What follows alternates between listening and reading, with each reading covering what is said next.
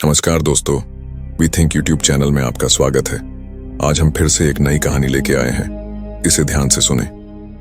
सही कहा है, किसी ने दूसरे के साथ किया गया बुरा बर्ताव आपके बर्बादी के सारे रास्ते खोल देता है। अगर आप किसी के साथ गलत करते हो तो आपके साथ भी जरूर गलत होगा।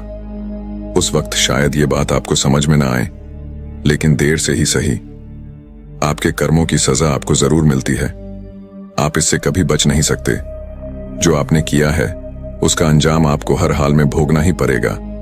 अगर आप किसी का दिल दुखाते हो या अगर आप किसी के साथ बुरा करते हो तो देर से ही सही, लेकिन कभी ना कभी आपको आपके कर्मों का फल भोगना पड़ेगा। आइए इस बात को हम एक कहानी की मदद से समझने की कोशिश करते हैं। गौतम बुद्ध हर दिन की तरह उस दिन भी सभा कर रहे थे। तब तक एक ने उनसे पूछा कि गौतम बुद्ध, कर्मों का फल कैसा मिलता है?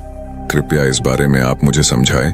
गौतम बुद्धा कहते हैं, एक समय के बाद रामू और श्यामू नाम के एक गांव में दो भाई रहते थे। श्यामू अक्सर रामू को देखकर जलता था, क्योंकि रामू स्वभाव से बहुत अच्छा था, लेकिन श्यामू का स्वभाव ऐसा नहीं था। उसके दिल में दूसरों के लिए कोई दया नहीं था। वो हमेशा दूसरों का अनादर करता और उन्हें नुकसान पहुंचाता रहता था। धीरे धीरे काफी वक्त गुजर गया। रामू श्यामू के माता पिता अब इस दुनिया में नहीं रहे। रामू ने खूब अच्छे से उनका अंतिम संस्कार किया और गांव वालों को भोजन के लिए आमंत्रित किया और ब्राह्मणों को दान दक्षिणा देकर उनको विदा दिया। वो हर साल माँ बाप की बरसी के लिए हर साल पंडितों को दान देता और भोजन कराता, लेकिन श्याम को यह बात पसंद नहीं। वह उसे अभी भी देखकर जलता। अगले साल रामू ने राजा को बुलाया और राजा के सामने पूरे गांव को खाना खिलाया और दान दिया ताकि उसे माँ बाप स्वर्ग में खुश रह सके। ये सब देखकर राजा श्याम से बोलते हैं, श्यामू, तुम्हारा भाई तुम्हारे माँ बाप के लिए इतना कुछ करता है, तुम ये सब क्यों नहीं करते? क्या तुम्हें समझ नहीं है कि तुम भी अपने माँ बाप के लिए कुछ ऐसा ही करो? श्याम में कुछ नहीं बोला और वहां से चला जाता है। वो इस बात को लेकर गुस्सा होता है कि आज रामू की वजह से उसकी राजा ने बेइज्जती कर दी। वो अपने अपमान का बदला लेने के बारे में सोचता है और अगले दिन एक ढोंग करना शुरू करता है। नगर के सामने जोर जोर से चीखने लगता है, मेरे माँ बाप मेरे सपने में आए थे, वो स्वर्ग में खुश नहीं हैं। वो चाहते हैं कि कोई उन्हें वहां जाके खाना बना के खिलाए, वो तभी खुश रहेंगे। उन्होंने मुझे सपने में कहा था, जो रामू को मेरे पास भेज दो, वो उनकी बहुत सेवा करता है, वो इसके साथ बहुत खुश रहेंगे। राजा कहते हैं, ये तो अच्छी बात है, लेकिन इसके लिए तो रामू को मरना पड़ेगा।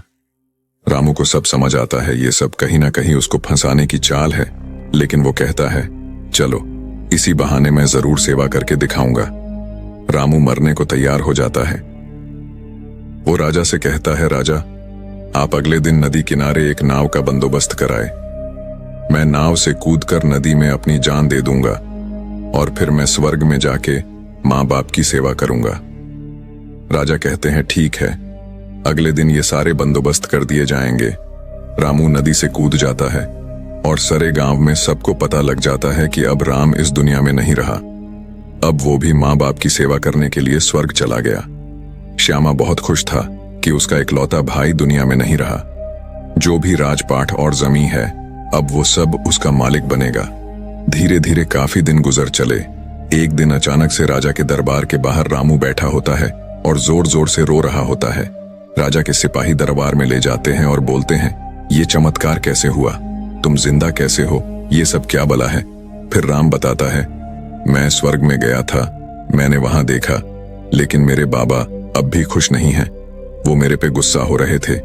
उन्होंने मुझसे बोला, तुम्हें वैसे खाना बनाने भी नहीं आता तुमसे। अच्छा तो श्याम है, वो अच्छा खाना बनता है, इसलिए तुम जाओ और तुम उसे भेज दो। राजा श्याम को बुलाते हैं और सारी बात बता देते हैं कि तुम्हारे भाई ने तुम्हारे माँ बाप के लिए इतना त्याग किया है, लेकिन अब तुम्हारी बारी है। क्या तुम उनके लिए ऐसा कुछ नहीं करोगे? श्याम को अब ना चाहते हुए भी आखिर ये काम करना ही पड़ा है। अगले दिन फिर से सारी तैयारी कराई जाती है, लेकिन राम ने सोचा कि अगले दिन मैं जाऊंगा ही नहीं। अगले दिन मैं शहर छोड़कर कहीं चला जाता हूँ। फिर राम ने राजा को सारी बात बता दी थी। दरअसल वो जिंदा कैसे बचा, उसने पहले ही मछुआरे से अपनी बात कह रही थी कि वो उसकी जान बचाएगा। मछुआरे उसकी जान बचाई और वो 1 महीने तक नगर के बाहर रखा और सही वक्त आने पर राजा के दरबार में उपस्थित हुआ। वो वैसा सिर्फ उसको सबक सिखाने के लिए करना चाहता था। राजा बोले, चलो अच्छी बात है, लेकिन उधर श्यामनगर छोड़ने का प्लान बना चुका था कि अगली सुबह वो वहां नहीं जाएगा। वो रात के अंधेरे में घर छोड़कर भाग लेता है। सिपाही उसे देख लेते हैं और उसे रोकते हैं।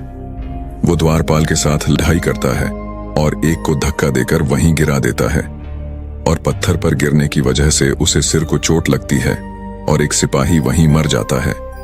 आखिरकार ये सारी बात राजा को पता लग जाती है। राजा उसे माफ करने वाले थे, लेकिन वो अब और गुस्सा हो जाते हैं। फिर अगली सुबह उसे नाव से वैसे धक्का दे दिया जाता है और वो उस नदी में डूब जाता है। अब उसे अपनी गलती का बहुत अफसोस होता है कि यह सब उसने ये क्या किया।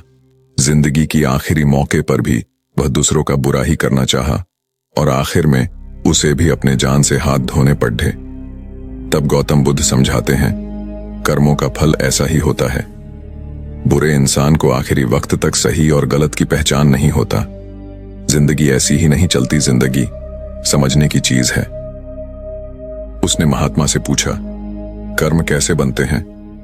फिर महात्मा ने बोला, अच्छे कर्म के बनने से पहले हमें इस पर ध्यान देने की जरूरत है कि आखिर अच्छे कर्मों बनने का सबसे पहला पड़ाव क्या है। मनुष्य के द्वारा किए जाने वाले सभी कर्म उसके विचारों से निर्मित होते हैं। हमारी सकारात्मक या नकारात्मक सोच विचारों को जन्म देती है और वही विचार कर्म बनते हैं। इस तरह सोच सकारात्मक होने पर ही अच्छे कर्मों का निर्धारण हो सकता है। उसने फिर महात्मा से पूछा, पाप का फल कब मिलता है? फिर महात्मा ने बोला, पाप का फल किए गए कर्म पर निर्भर करता है। यदि आपके द्वारा किए गए कार्य बुरे हैं और वो अच्छे कर्मों की तुलना में अधिक है, तो इसका फल आपको अगले जन्म में भोगना पड़ेगा। यदि बुरे कर्म कम है तो इसका भुगतान आपको इसी जन्म में करना होगा। इस प्रकार यह चक्र चलता रहता है। जब तुम जिंदगी को समझते हो तब तुम खुद को समझ पाते हो। तुम तभी देखोगे कि इस दुनिया में जितने भी जीव जंतु, पेड़ पौधे हैं, सब तुमसे जुड़े हैं। उनकी रक्षा करना, उनके बारे में अच्छा सोचना और उनका भला करना भी तुम्हारी जिम्मेदारी है। जब तुम दूसरों के लिए अच्छा करते हो तो बदले में तुम्हारे लिए भी अच्छा होता है।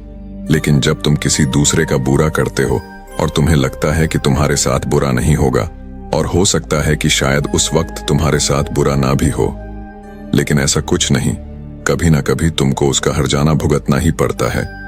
इसीलिए तुम्हें यहाँ पे किसी का बुरा करने का कोई हक नहीं है। तुम्हें यहाँ पे किसी के साथ गलत व्यवहार करने का कोई हक नहीं है, क्योंकि कर्मों का फल कभी ना कभी मिलता। आपको ये कहानी कैसी लगी हमें कमेंट बॉक्स में बताइए, और इस तरह की ज्ञानवर्धक कहानी सुनने के लिए हमारे चैनल वी थिंक पॉजिटिव को लाइक और सब्सक्राइब करें। धन्यवाद।